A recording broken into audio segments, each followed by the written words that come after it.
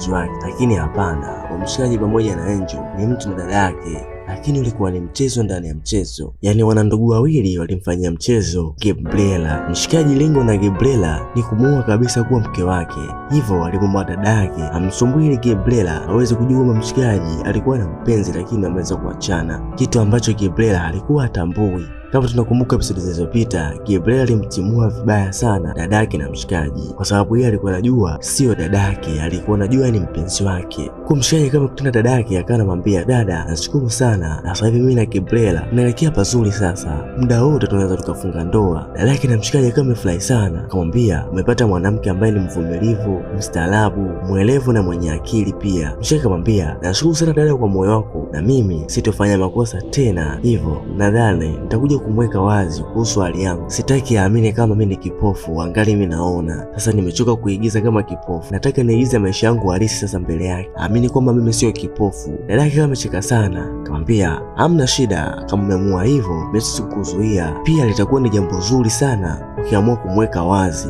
Kwa hiyo mshikaji akawa anazungumza sana na dada yake ambaye anaitwa Angel. Walizungumza mambo mengi sana, ila Angel alifurahi sana kuona mshikaji kwamba sasa anaenda kuoa. Wakati Gabriela ametoka sokoni, akawa tembea zake, akawa kukutana na mshikaji kwenye gari anaitwa Alex. Alex ni mpenzi na Angel, ambaye Angel ni kaka yake na mshikaji. Hivyo mshikaji akawa anamsumbua sana Gabriela, akamwambia hey madam, samani. Huku Gabriela alikuwa anaongea na simu, mshikaji anazidi kumsumbua tu, madam nakuomba samani, unaweza kuzungumza? Gabriela akamwambia sina muda wa kuzungumza na wewe. Mshikaji akamwambia